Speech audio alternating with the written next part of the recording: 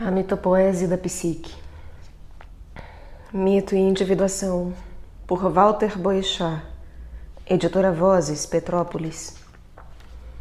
Canal Le Conde.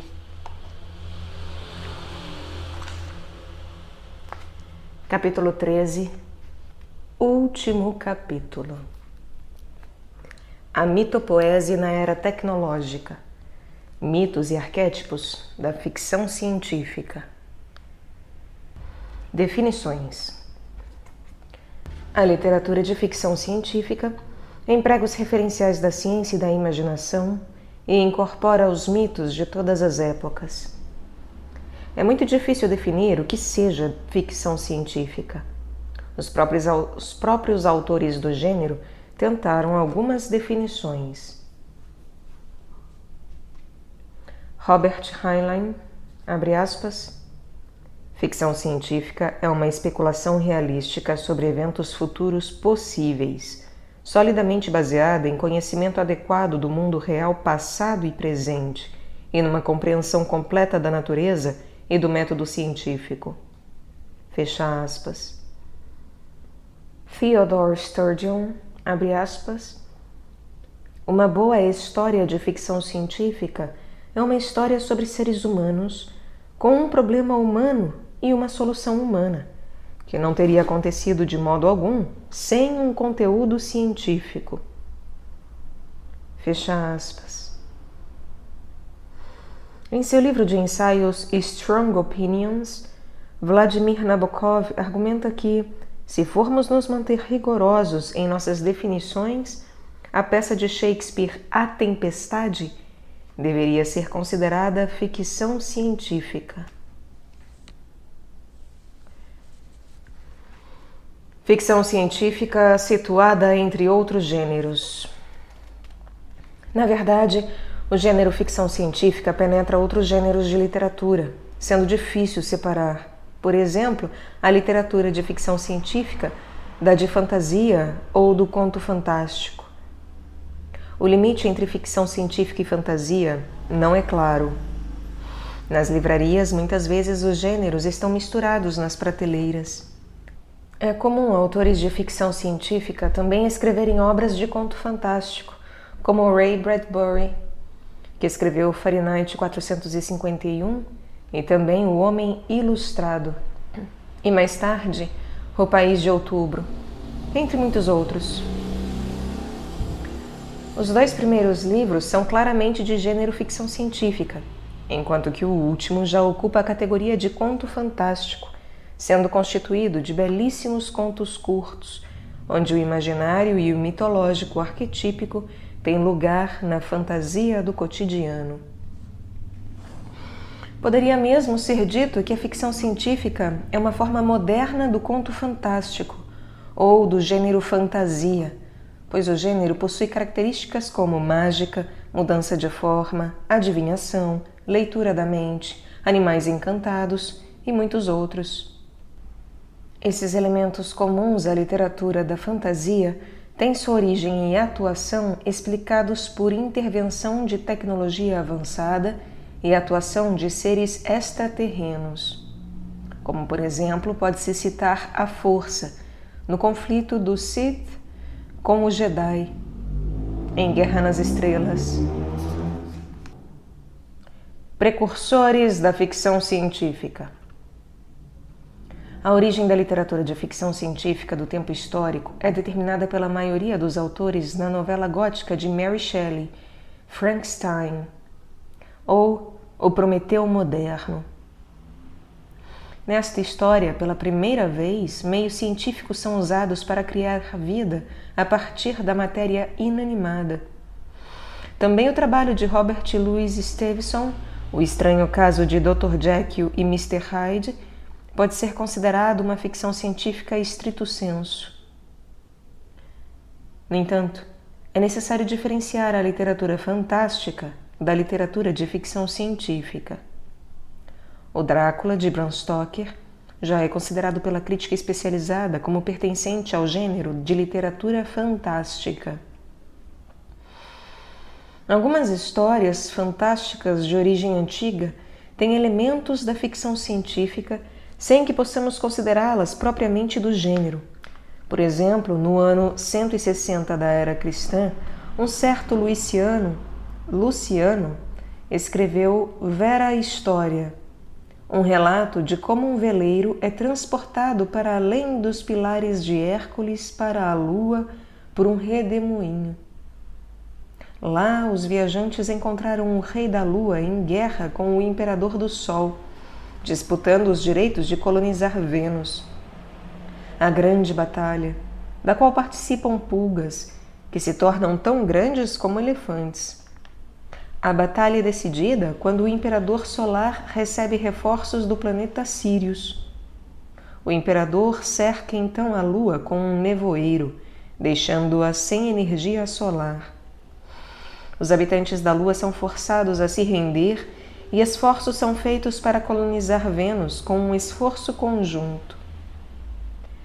Essa não pode ser considerada uma história de ficção científica, embora contenha elementos dela, como o transporte espacial e voo a outros planetas. Entretanto, o elemento científico nela presente é insuficiente. Já as histórias de Júlio Verne, como sabemos, são belíssimas histórias de ficção científica com um tremendo conteúdo antecipatório. A ficção científica. Uma forma contemporânea de mitologizar? Conforme já referimos, Jung chamou a atenção para a importância central do mitologizar em psicologia. O mitologizar é uma forma de fugir às expressões estéreis das teorias psicológicas, dando vida animada e personificada às experiências dos arquétipos. Mas é necessário enfatizar que a imagem arquetípica, além de seu aspecto universalizante, componente que é do inconsciente coletivo, tem também um aspecto histórico, temporal. A ficção científica, oriunda que é da era tecnológica, é extremamente contemporânea, constituindo temas mitológicos contemporâneos. Nisso, é extremamente valiosa no atualizar mitos dentro da civilização da era tecnológica. Entre os diversos mitos que povoam a literatura de ficção científica estão a imagem da fuga planetária, o contato com seres extraterrestres, a superação da condição humana atual com desenvolvimento de poderes como telepatia e a superação da barreira máquina-homem e homem-máquina. Este último mito deverá ser abordado de forma particular em nosso estudo, já que é impossível nos determos de forma detalhada nos diversos mitologemas da literatura de ficção científica. É necessário enfatizar que, devido ao enorme progresso tecnológico da civilização humana, diversos motivos da ficção científica deixam rapidamente de ser ficção e tomam forma concreta. Afinal, estamos na era de intensíssimas transformações na área da ciência e tecnologia, como a decodificação do genoma, que transforma toda a medicina e a torna cada vez mais preditiva em vez de curativa. Os primeiros embriões artificiais estão sendo produzidos com sucesso, bem como as pesquisas com células-tronco avançam de forma acelerada. Isso sem contar o enorme avanço na TI, tecnologia da informação, com os computadores pessoais e a internet. Portanto, o gênero literário da ficção científica expressa ideias e situações que estão presentes na sociedade atual sob diversas formas. Entretanto, a beleza ficcional e imaginativa da literatura de ficção científica permanece, e seus conteúdos são receptáculos de projeções de imagens arquetípicas do inconsciente coletivo. A obra de Jung, Um Mito Moderno, sobre coisas vistas no céu, de 1958, analisando sob o ponto de vista simbólico a aparição dos OVNIs, contempla algumas questões da ficção científica. Nela, Jung trata do fenômeno do OVNI como boato, em sonhos, na literatura e na pintura. Além de tecer considerações sobre o aspecto histórico dos OVNIs. Nesta obra, o ponto de vista de Jung, como se sabe, é simbólico, analisando os OVNIs como mandalas, símbolos de totalidade que compensam a tensão existente na psique coletiva. Também em sua autobiografia, Jung mencionava os OVNIs ao sonhar com um deles. Sobre o sonho, reflete, abre aspas, sempre acreditamos que os UFO fossem projeções nossas. Ora, ao que parece, nós é que somos projeções deles. A lanterna mágica me projeta como Jung. Mas quem manipula o aparelho? Fecha aspas. Não é nosso objetivo aprofundarmos essas reflexões de Jung. Apenas achamos que elas brotam em um contexto moderno, como ele mencionou no título de seu livro. De qualquer forma, pensamos que mais uma vez Jung abre novos caminhos para a reflexão com sua obra Um Mito Moderno. Embora nela Jung tenha se debruçado apenas sobre uma pequena parte da questão da ficção científica, isto é, o contato com inteligências extraterrestres. A literatura de ficção científica e o mito do androide.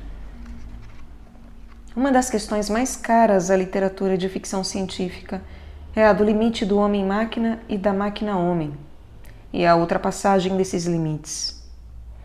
No centro dessas questões estão a proposta da inteligência artificial, as questões da robótica e o mito do androide, problemáticas estas prefiguradas desde a antiguidade pelo mito do autômato.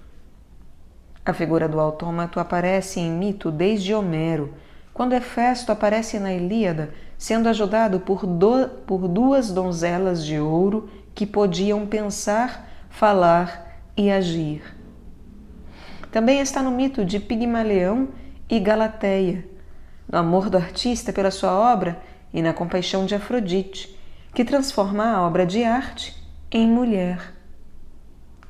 No hermetismo, perpetua-se a tradição da doação de vida a estátuas na lenda dos golems.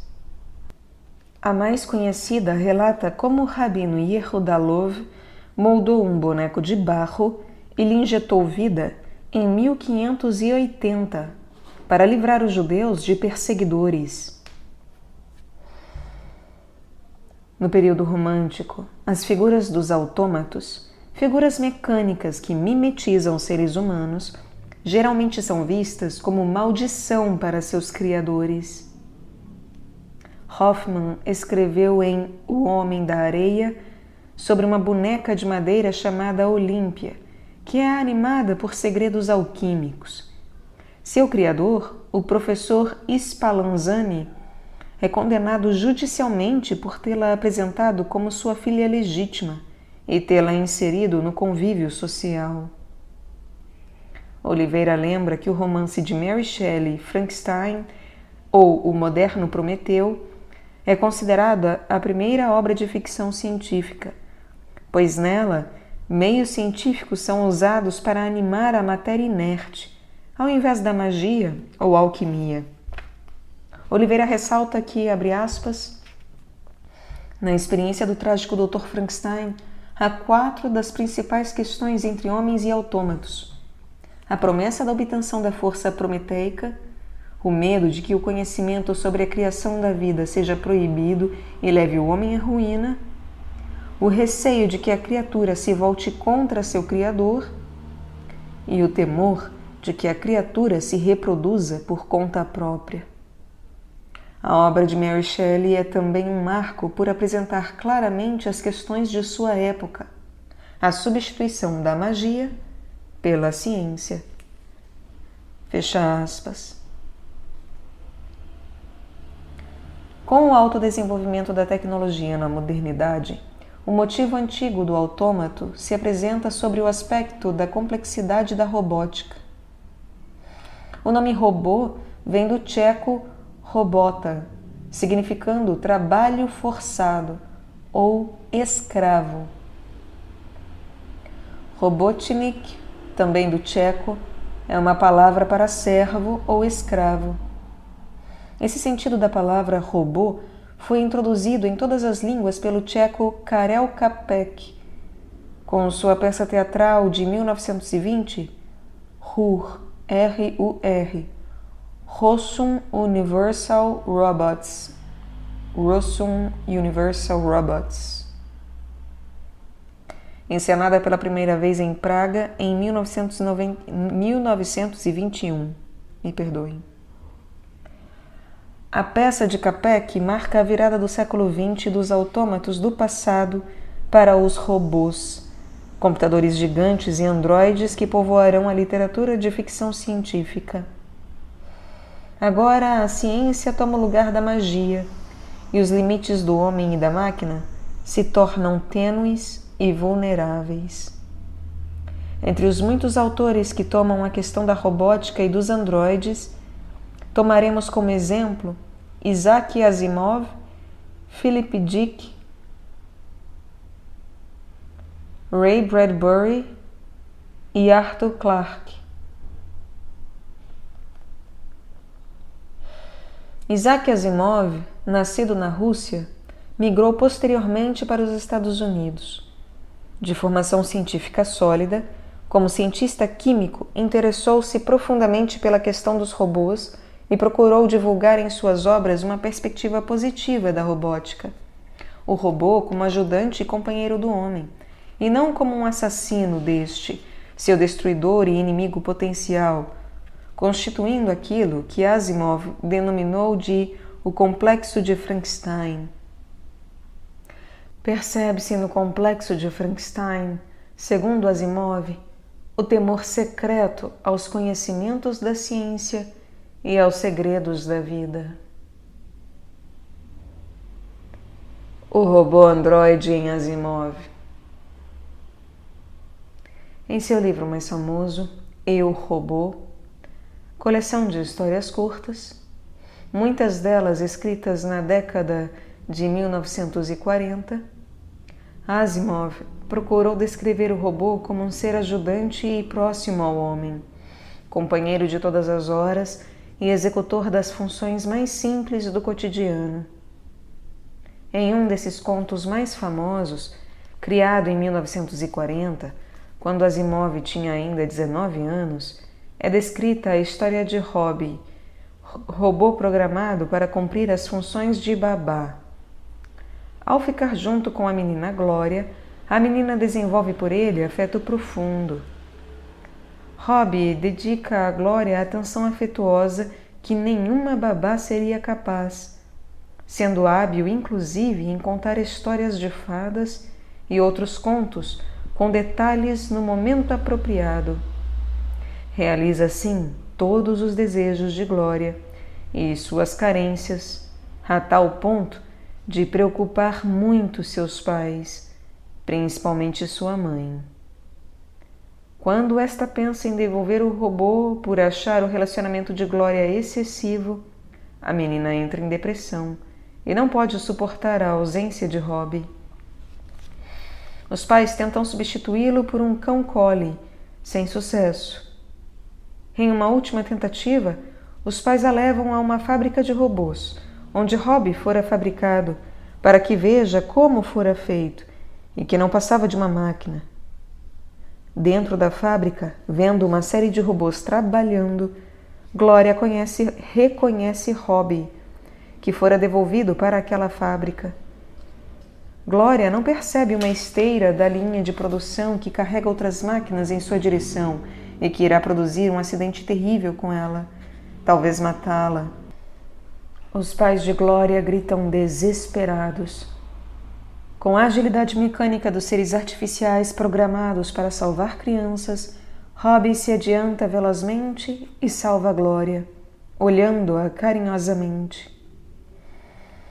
O conto termina com os pais de Glória admitindo novamente a ligação profundamente afetiva de Robbie com Glória. Esse conto exemplifica a percepção de Asimov dos robôs. Fica claro aqui a diluição do limite homem-máquina, no qual Robbie executa tarefas de babá com perfeição, a tal ponto de exprimir mesmo certo grau de emoção diferenciada por sua protegida. Asimov crê ser possível a robótica evoluir para uma participação no cotidiano do homem e situou em seus livros escritos, os primeiros nos anos 40 e 50, essa participação ativa dos robôs como nos anos 90 e ano 2000. É curioso notar que as máquinas nos anos 90 realmente entram no cotidiano de todos nós, mas sob a forma de PCs, impressoras e de espaço virtual da internet. A influência consciente e inconsciente de todas essas mudanças é enorme. Toda a sociedade está sendo profundamente influenciada pela chamada TI, Tecnologia da Informação. Fica evidente a clara intuição de Asimov tornando-se realidade, com robôs domésticos cumprindo múltiplas funções. Por outro lado, na sociedade contemporânea ocorre uma surpreendente diluição dos limites homem-máquina, isto é, o código de vida humano é aumentado de forma surpreendente por constantes progressos na biomedicina, a biologia molecular, a decodificação do genoma humano, as tendências de transplante e a descoberta e o aperfeiçoamento de novas medicações. Com isso, o homem supera a barreira homem-máquina cada vez mais e se aproxima do androide. Segundo Clute e Nichols, a palavra androide apareceu na língua inglesa em 1727 para referir-se às supostas tentativas do alquimista Albertus Magnus de criar o homem artificial. O androide da ficção científica parece imiscuir-se aqui com o homúnculo alquímico. Se o homúnculo é um produto do opus, produzido na retorta como símbolo antropomórfico do self dentro de uma perspectiva psicológica, o androide, produto do gênio criador tecnológico humano, da tecne da ciência-ficção elevada ao seu máximo, representa a transcendência das limitações humanas, tais como as conhecemos em um ser, misto de humano e artificial. Esse ser parece-se no conto moderno com uma criação do Dr. Frankenstein, só que muito mais aperfeiçoada. Essa é a questão que ameaça a ciência atual, que é cercada de tabus. O desenvolvimento da vida artificial e, eventualmente, de um androide implica quase na criação de uma nova consciência. O homem estará assumindo uma posição que nunca teve na história: criar uma nova consciência, com todas as consequências que esse ato possa gerar. Esse medo, esse pavor irracional de se tornar criador de consciências já está embutido no subtítulo do livro de Mary Shelley, Frankenstein ou O Prometeu Moderno. Pode arvorar-se o homem a ser literalmente um novo Prometeu, trazendo consciência à matéria inanimada? É o mesmo tabu que cerca a polêmica das experiências atuais com a produção de um clone humano. O mito do androide em Ray Bradbury. Ray Bradbury, um dos mais importantes autores do gênero fantástico, não se limitou à ficção científica, produzindo belíssimos contos de gênero fantástico, muitos deles também já traduzidos para o português. O Homem Ilistrado, Os Frutos Dourados do Sol, As Crônicas Marcianas, F de Foguete, são livros de ficção científica entre nós. Entre os contos fantásticos mais conhecidos estão O País de Outubro e O Vinho da Alegria. Seu estilo de escrever é o de histórias curtas. Muitas chegaram até ao teatro, cinema e televisão, além de serem produzidas em inúmeros idiomas. A figura do androide aparece em Bradbury no conto denominado Marionettes, Inc., levado para a televisão em uma série de curtas dirigida por Alfred Hitchcock. Na história, androides podem ser contratados para substituir um cônjuge quando uma relação de casamento está desgastada. A substituição resultante é por tempo limitado e não é, naturalmente, de conhecimento do outro parceiro. Problemas éticos daí resultam, como, por exemplo, quando o androide se apaixona por seu par e decide eliminar o marido verdadeiro, ocupando seu lugar em definitivo. O androide em Philip K. Dick. Nenhum dos autores contemporâneos de ficção científica expressou de forma tão fascinante o tema do androide quanto Philip K. Dick. A criação da consciência artificial foi uma verdadeira obsessão para esse autor em diversas obras, várias delas levadas ao cinema. Em Blade Runner, O Caçador de Androides, a temática do limite homem-máquina ocupa lugar central. Talvez seja importante falar rapidamente sobre a personalidade de Philip Dick, antes de abordar o tema do androide em sua obra. O autor era uma personalidade bastante particular. Tinha um enorme acesso ao inconsciente, inclusive, claro, a camada do inconsciente criativo. Mas pagou por isso um preço bastante alto, chegando a desenvolver um delírio de cunho paranoide bem sistematizado em torno dos anos 50. Passou a julgar que vários amigos seus, também autores de ficção científica, eram agentes da KGB russa e estavam tentando induzir em seus livros vários temas comunistas para influenciar o inconsciente cultural americano, a fim de que o comunismo tomasse conta do país. Em uma série de cartas, passou a denunciá-los ao governo. Esta atitude custou-lhe muitas amizades. Alguns se afastaram dele magoados. Outros perdoaram-lhe, reconhecendo ali uma loucura. Era a época do McCarthyismo e provavelmente a sombra coletiva estava contaminando a percepção de Dick e sua avaliação da realidade. Sua poderosa intuição aflorou como intuição patológica, interferindo em sua avaliação da realidade. O androide não como alteridade, mas como identidade. Até aqui temos visto sempre o androide como um outro, uma criação do homem, um derivado histórico dentro da evolução do padrão da ideia arquetípica do autômato. Ele já aparece na Grécia clássica em Homero como as auxiliares autômatas de Hefesto, perpassa as imagens medievais do Golem e da Robomaria de Metrópolis, de Fritz Lang, chegando até os androides de Blade Runner, de Philip Dick. Mas nos diversos filmes sobre androides, alguns de qualidades discutíveis, o quarto filme da série Alien, O Oitavo Passageiro, traz a questão do androide como identidade, não como alteridade.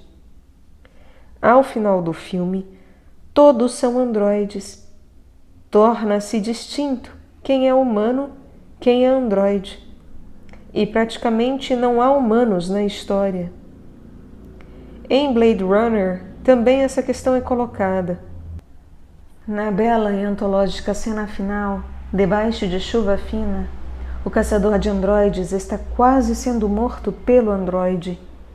Quando este morre, seu período de vida chega ao fim.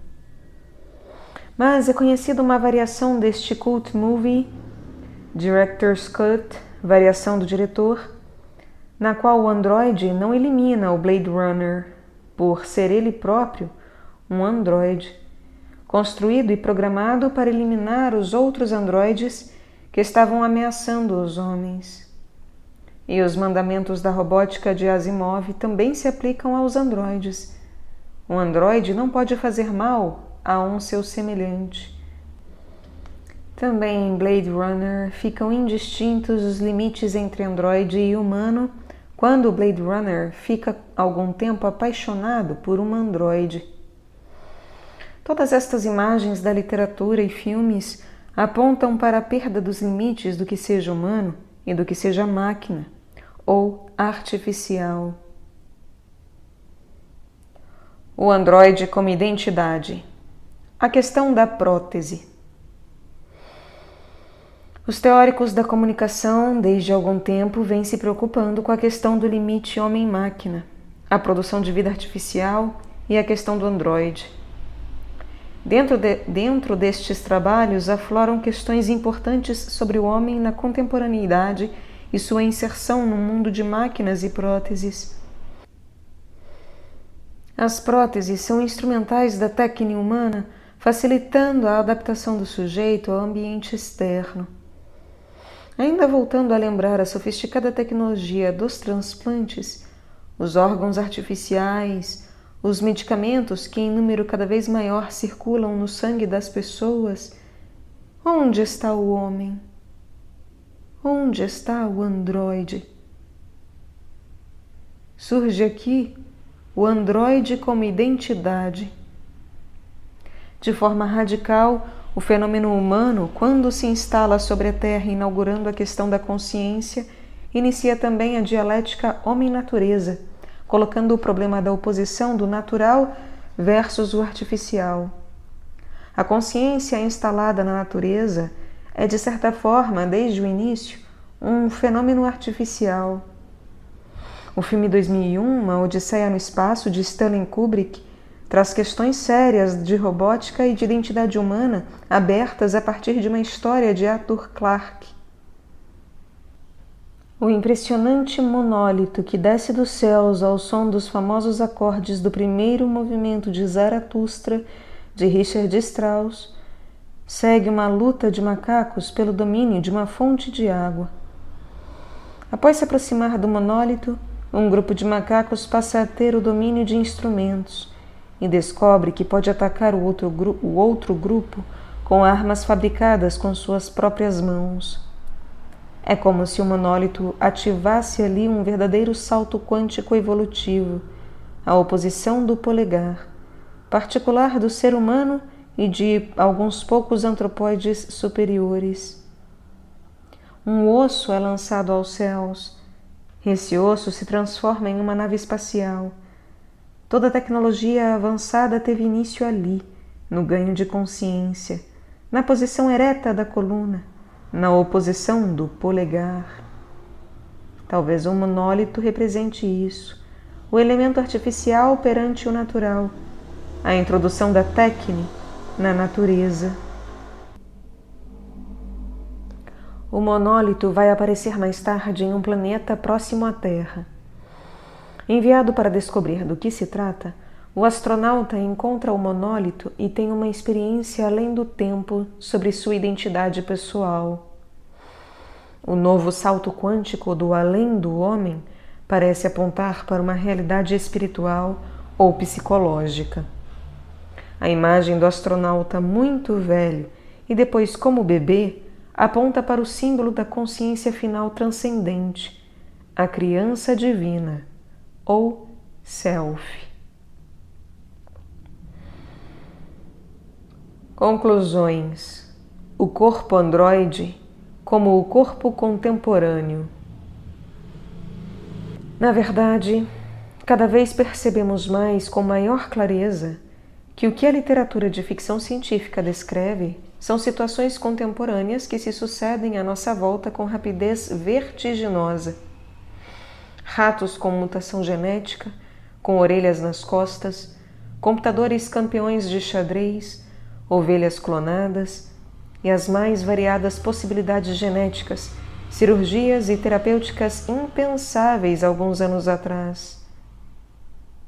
De forma mais particular, com relação ao corpo, o fenômeno virtual constela um acontecimento muito importante e frequente. O corpo virtual, com namoro virtual, sexo virtual, amizade e as mais variadas emoções e trocas virtuais.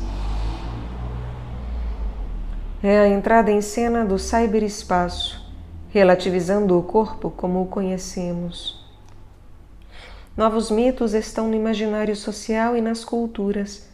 A ficção científica tem sido o canal mor para estes novos mitos. As fantásticas imagens do ciborgue, cyberbody, da literatura e dos filmes de ficção são cada vez mais uma realidade na cultura atual. Tuckerman faz um fantástico roteiro do fenômeno freak na cultura contemporânea. O freak é o estranho, a aberração, a identidade que não se adequa à norma e se expressa em corpos com piercings e deformações de toda espécie que a cultura musical jovem contemporânea reverencia. Com a aparição do ciborgue, cyberbody, o androide, o corpo cibernético, o freak deixa de ser o outro, o estranho, e passa a ser a identidade secreta. O ciborgue é o freak e o símbolo arquetípico do herói das histórias, algo com quem se identificar. Na verdade, o ciborgue, o arquétipo do herói do filme O Exterminador do Futuro, reflete o arquétipo do herói contemporâneo. Quando ele se fere, embaixo de sua pele, encontramos conexões e fios. Lembramos-nos também que devemos estar sempre conectados, num fluxo de informações constantes, revendo nossa caixa postal na internet, de nossos computadores pessoais a cada momento, ouvindo nossa música em nosso iPod, talvez ingerindo nossas pílulas com substâncias químicas determinadas. Próteses artificiais implantadas em muitos de nós alteram para melhor nossa percepção do ambiente e o funcionamento interno de nossos órgãos.